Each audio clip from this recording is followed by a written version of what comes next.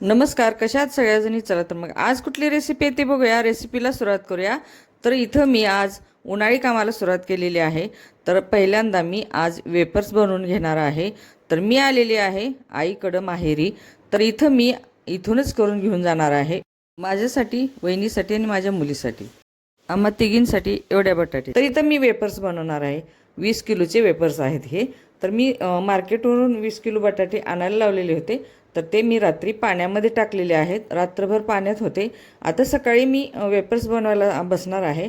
तर हे सकाळचा 8चा टायमिंग आहे. वहिनीला म्हणलं तुम्ही स्वयंपाक आटोपून घ्या, तोपर्यंत मी साल काढून चिप्स बनवून ठेवते.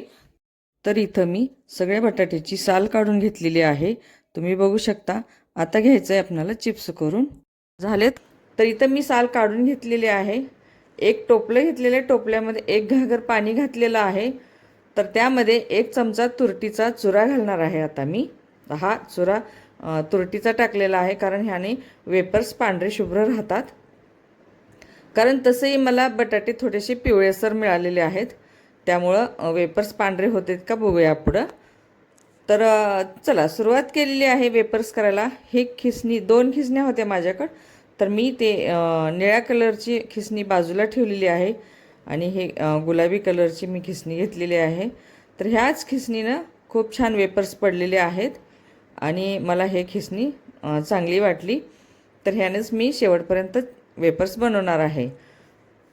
तर सुरुवात केलेली आहे वेपर्स बनवायला. एकदम गोल गोल मस्त वेपर्स पडलेले आहेत, कारण पातळ जास्त नाही करायचे. ह्या खिसणीनं जास्त पातळ पण पडले नाहीत आणि जाडसर पण नाही. तर व्यवस्थित पडले, जसे हवे होते ना तसेच.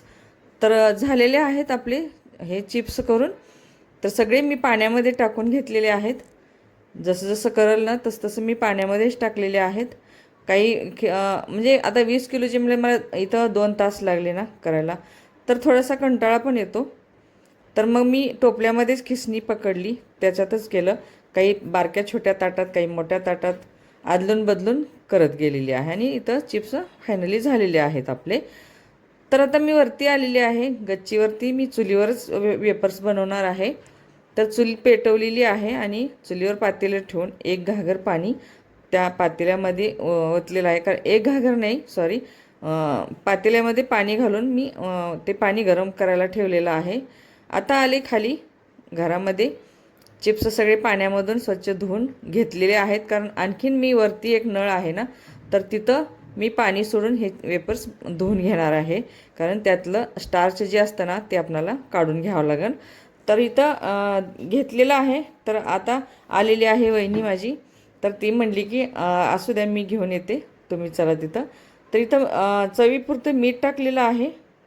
आता टाकायचे वेपर्स. पाणी गरम झालेलं आहे, कारण उकळलेलं होतं पाणी.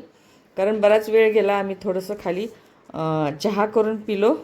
ते मी काही घेतलेलं नाही व्हिडिओमध्ये, त्यामुळं इथं चूल पण बंद पडलेली होती. आल्यानंतर चूल पेटवली, वेपर्स शिजायला टाकले. तर झालेत का बघूया. तर हे अशा पद्धतीनं मी वेपर्स बनवलेले आहेत. आवडलं असेल तर नक्की कमेंट करा. आता बघायचं आहे वेपर्स झालेत का. तर नाही झाले, कारण आणखीन एक 5 मिनटासाठी आपल्याला वेपर्स झाकून ठेवावं लागणार आहे. तर आता एक वेपर्स बघूया तोडून.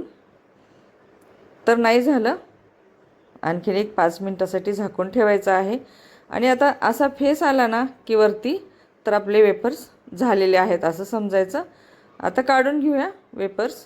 एका दुरडीमध्ये घेतलेले आहेत, मी दुरडी घेतलेली आहे. तर ह्या अशा दुरडीमध्ये वेपर्स काढून घ्यायचं, म्हणजे पाणी नितळतं.